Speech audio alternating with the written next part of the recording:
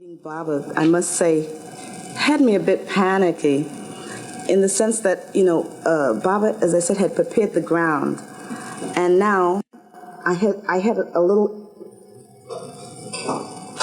insight of Baba's power, and I had felt Baba's love so many times, his bliss. And so I had this fear, it was a fear, that if when I met Baba physically and face to face, I would just disintegrate. That was the thing that had me, this is what, I panicked about. I just knew Bernice, would disappear because the power, the love that Baba had made me feel without his physical presence, was so intense that, you can't imagine. So, all right, the day came, and we went to the airport to meet Baba.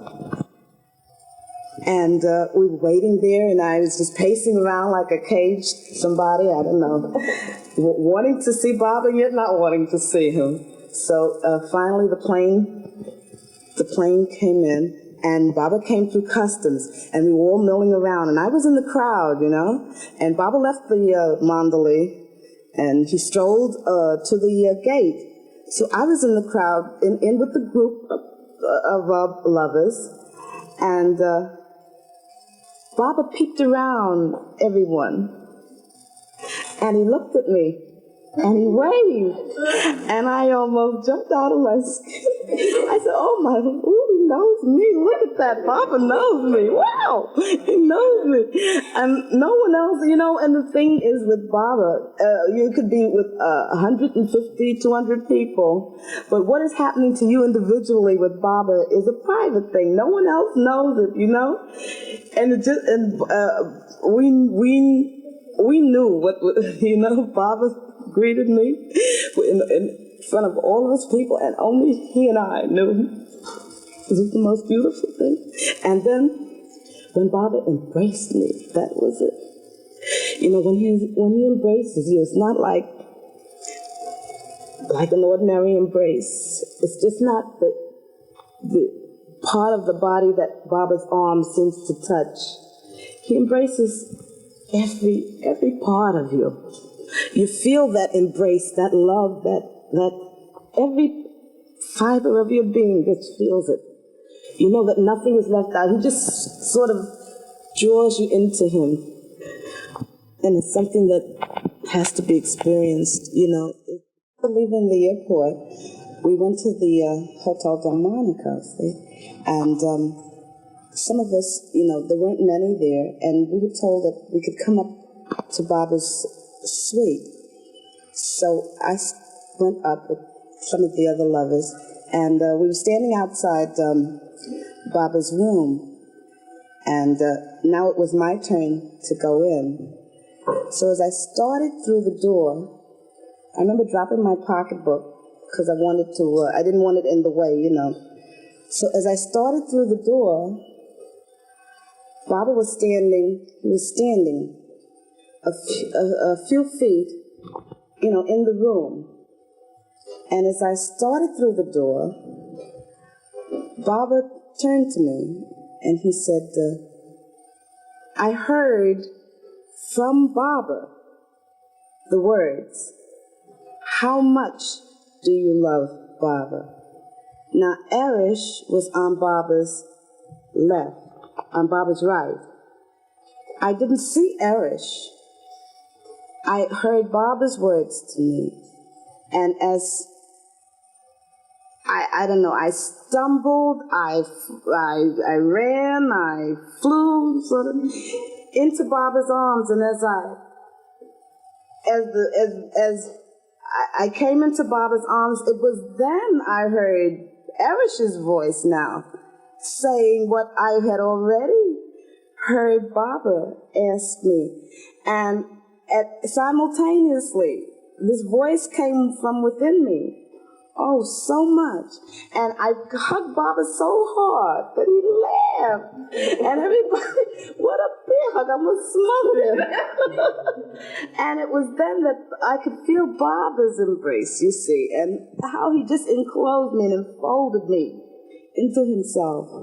And then he let me go, and then all the thoughts started rushing into my mind, and I was saying, oh, how could you say you love Baba? You don't know whether you love Baba. What is this? You know? But then the mind started it was like I was, all upset, so many thoughts were coming in, and at the same time, all this warmth and bliss. It was, a combination of both, you know?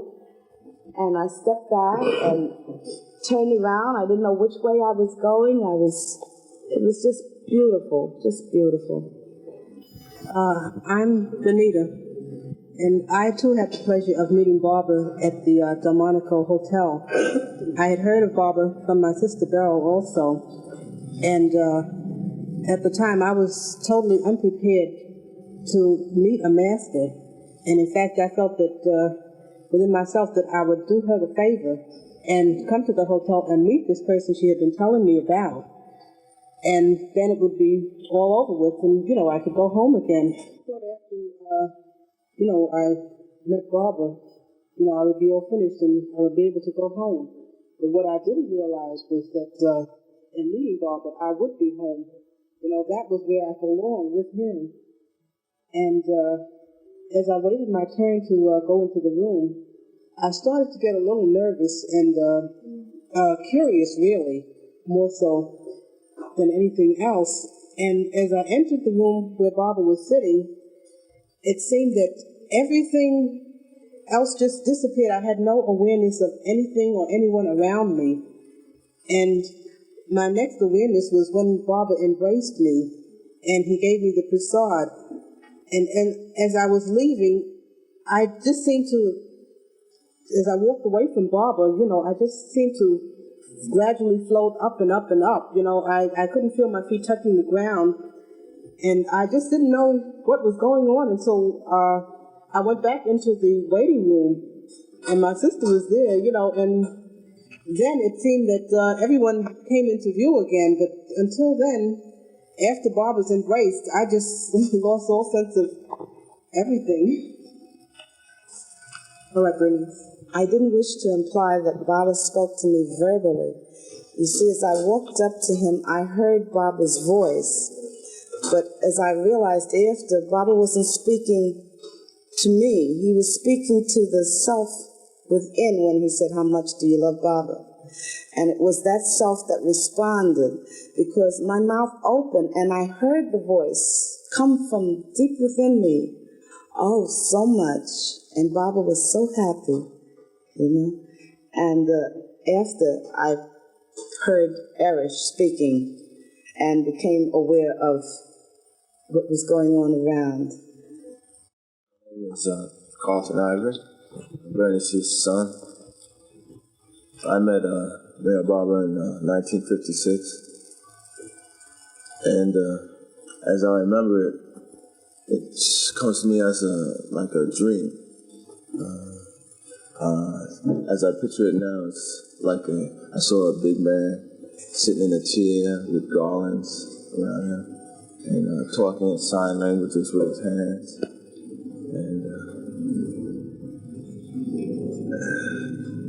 it was, I don't know how to really describe it. I was 3 years old at the time, so I really don't have too much to say about it. Oh yes,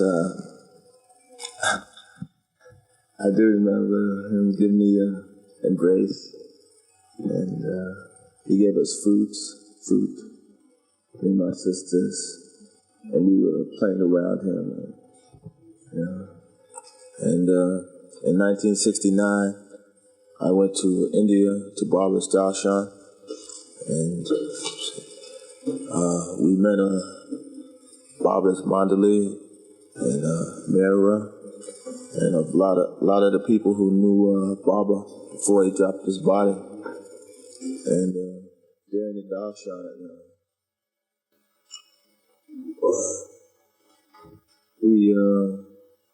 my family and I, and the rest of the Bible lovers, we were in this temple, and they had entertainment there and all, and they told some stories about Baba, and I could feel his presence, so to speak. Like I felt that he was there, watching. And I would look up to the ceiling around, looking, and I didn't see him, but I felt he was there. Like, I remember watching the people who knew Baba, who talked to him while he was in mad form, and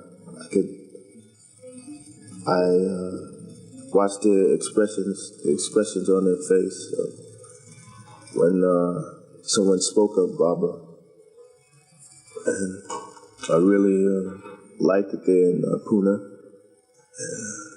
Wish I could go back. It's a nice place. This is about all I remember and have to say. Janice, I'm Bernice's oldest daughter, and I met Baba in 1956. I was 6 years old then, and I don't remember too much about the meeting, but I do remember sitting on Baba's lap, and he gave me 3 apricots. And I was going to save them, but I ate them. Oh, and then again, Bobby came to New York, Myrtle Beach, South Carolina, and I wasn't old enough to go down there. But in '60, I went with my mother, and there was this large turtle that Baba had in the barn with him, and nobody saw him after Baba left in '58 until '60 when I got there. And I kept it around the cabin with me and everything. Fed it chopped meat and broccoli. Anything. Then in 1969, we went to India for the darshan. And it was really an experience. It wasn't like Baba had dropped his body, because he was really there in the room with us. And you really felt his presence when everybody began saying, "Begin to begin." It felt so warm in there, and the breeze was blowing through the house that wasn't blowing before. At least it felt so to me. It was really beautiful.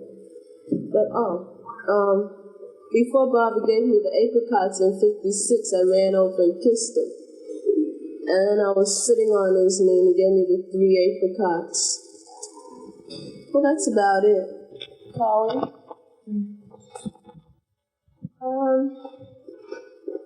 I also met Baba in 1956, and I remember sitting on his knee, and I remember him talking, but, then I didn't know that he doesn't talk. And, after that, I had this dream, and I'd come running out to my mother and say, Ma, Baba was here, Baba was here. And I used to tell her where he was sitting and, what he was saying and what was going on. And he used to sit on this yellow stool, and Mommy would say, Baba wasn't here. He said, yes, Baba was here, yes. And then, I don't know. Really, that's all I remember. And now, our room is just full of Baba pictures and Baba all over. And I've met a lot of people that know Baba and have asked me about Baba. And I don't know, Baba everywhere. Yeah, 1969, before I was going to India, I was in school. And one of my teachers, I had to go tell my teacher that I was going to be out of school for a while. And this is my Italian teacher, and I told him I was going to India for a darshan with Baba. He goes, oh, yeah, Meher Baba.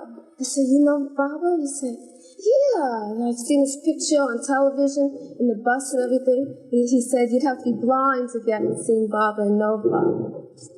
A lot of things have happened, people coming up and asking. I've met a lot of people that know Baba, you know, from past experiences and things like that. I remember at the darshan, I know one thing I didn't want to leave. And it was so beautiful, the people, the moms of it. And I remember when I went up, first I wouldn't go up to the chair and, you know, bend down. For a long time, I was just sitting there. And then I finally got up and felt like I was just floating up there. And I knelt down. And then when my head came back up, it felt like something, you know, was holding it. It came back up. It felt like something was following me back up. And then I, you know, went away. It was really something.